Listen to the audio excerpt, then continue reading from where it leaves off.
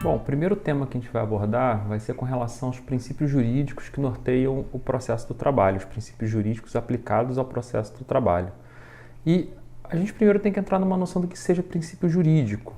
Então, o princípio jurídico ele vai ser um conjunto de elementos interpretativos que vão ser aplicados no direito. Ele não é uma regra expressamente prevista na lei necessariamente, mas ele se fala de um conjunto de normas e valores, inclusive, que vão nortear uma determinada interpretação e aplicação desse direito. Tem alguns princípios que estão estabelecidos para o conjunto do direito, que a gente chama de princípios gerais do direito. Então, eles se aplicam para o direito em geral. Acho que talvez o mais conhecido seja o princípio da legalidade, por exemplo. Mas a gente vai ter outros princípios que vão ser muito particulares de cada ramo do direito.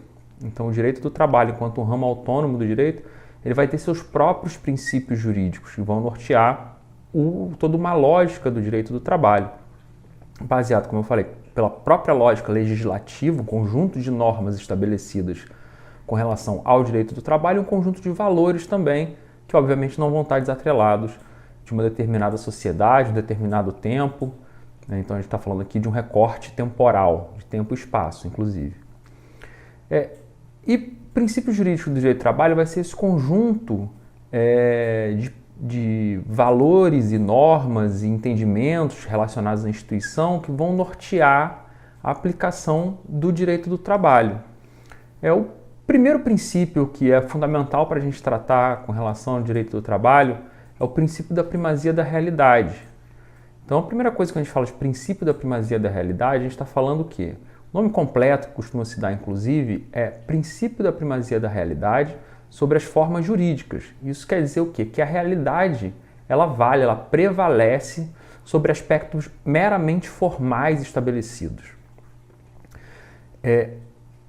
Para o direito do trabalho, o que vai valer, então, é a realidade. A gente costuma usar, inclusive, uma expressão para o contrato de trabalho, que é o contrato-realidade. Ou seja, não importa tanto como o contrato está redigido para se fazer valer os direitos, mas muito mais como ele se desenrola na prática, como ele se dá na prática. Essa realidade, ou seja, como esse contrato se dá na prática, vai ter uma validade maior do que o que está escrito, que é meramente formal. Então, por exemplo, isso é um exemplo muito concreto que ocorre cotidianamente.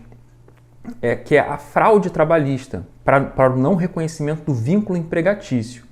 Como é que funciona? A pessoa que é o contratante, que na realidade é o empregador, ela elabora ali um contrato de prestação de serviço dizendo que aquela relação não estabelece vínculo empregatício. Mas se aquela relação tiver todos os elementos do vínculo empregatício, ou seja, se na prática, se na realidade, os 4 principais elementos que constituem uma relação de emprego estiverem presentes, aquilo será considerada uma relação de emprego. Então, vai se afastar a forma e vai se fazer valer a aplicação da realidade.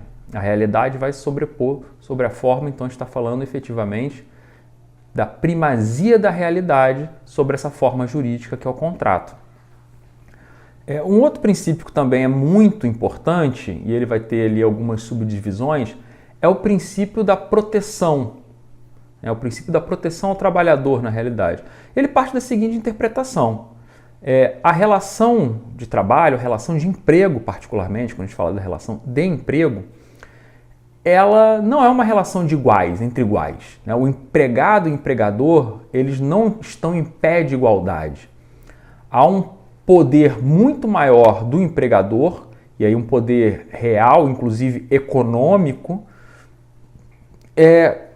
que faz com que ele seja uma parte muito mais forte no contrato do que o empregado. O empregado, então, será considerado a parte frágil do contrato de trabalho. E esse princípio da proteção vai visar estabelecer alguns aspectos para a proteção dessa parte mais frágil da relação, da parte contratante mais frágil, que é o empregado.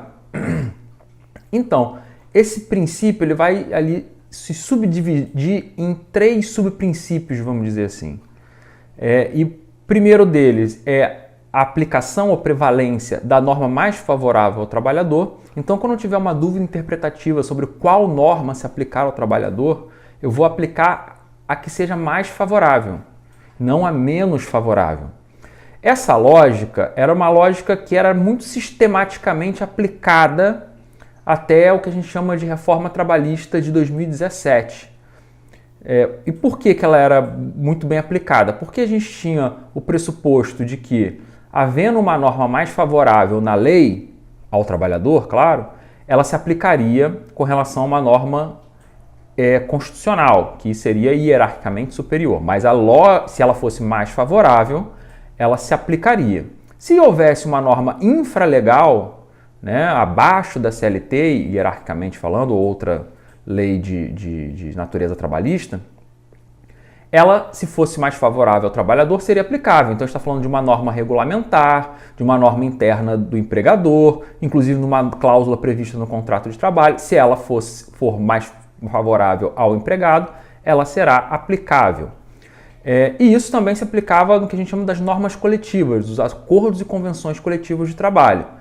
A convenção coletiva de trabalho era algo mais amplo, que é uma negociação entre o sindicato dos trabalhadores e o sindicato patronal. Ela estabelece ali uma série de normas e ela seria aplicável por ser mais ampla, salvo se o acordo coletivo de trabalho, que é mais restrito, ele é restrito à empresa, a uma determinada empresa, se ele fosse mais favorável. Então a gente tinha toda uma lógica sistêmica no sentido de se aplicar sempre a norma mais favorável ao trabalhador.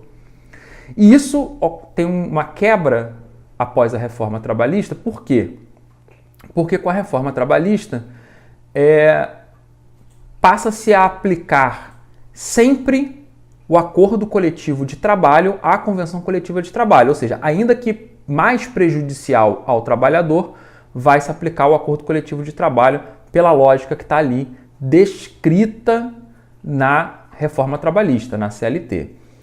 E também a própria reforma trabalhista passou a prever possibilidades de pactuação para pior, ou seja, negociação de alguns direitos trabalhistas estabelecidos tanto na lei quanto na Constituição, em tese, e isso é um pouco mais problemático, mas principalmente na lei, que podem ser revistos por acordos coletivos e, eventualmente, até por acordos individuais em determinados casos. Então, a gente vai falar que esse princípio da aplicação da norma mais favorável, da prevalência da norma mais favorável, ele sofreu uma vulneração, ele foi vulnerado, ele sofreu ali uma inflexão e ele não se aplica mais como ele se aplicava anteriormente. Vai ter uma discussão ainda forte na jurisprudência com relação a isso, na doutrina, nos tribunais em geral, com relação às limitações que a reforma pode ter no seu sentido interpretativo, inclusive a questão da violação ou não ao princípio da proteção, o princípio da aplicação da norma mais favorável ao trabalhador. Mas, considerando os aspectos positivos da reforma no sentido da reforma da letra da lei, né? Quando a gente está falando de direito positivo, no direito positivado, direito escrito na lei, a gente vai tratar dessa forma, porque até então não houve declaração de inconstitucionalidade da lei. Esse princípio da proteção, na verdade, ele passou a ter um pouco de inflexão. Bom, um outro princípio que vai ser também um subprincípio que vai decorrer do princípio da proteção é o princípio da prevalência da condição mais benéfica ao trabalhador. Então, toda vez que eu tiver uma condição de trabalho, né, está exposto a uma determinada condição mais ou menos benéfica, eu vou procurar aplicar a condição mais benéfica ao trabalhador e não a menos benéfica ao trabalhador. E, por último, é o princípio interpretativo, que é indúbio pro mísero, indúbio pro operário. A gente pode utilizar as duas terminologias. Nesse caso, o que eu estou falando? Se há dúvida, e a gente está falando aqui de uma dúvida razoável na interpretação que se deve dar a uma determinada norma, qual o sentido daquela norma, a interpretação ela vai ser a que melhor beneficia o trabalhador e não a que pior beneficia o trabalhador. Ou seja, a que menos beneficia o trabalhador, ela é afastada, e a que mais beneficia o trabalhador é que vai ser aplicada. Obviamente, a gente está falando aqui quando tiver uma dúvida interpretativa razoável. A gente não está falando aqui de uma interpretação absurda e uma outra interpretação razoável. A gente está falando quando duas interpretações possíveis são razoáveis, e isso gera uma dúvida que a gente chama de dúvida razoável, e eu vou aplicar a que mais beneficia o trabalhador.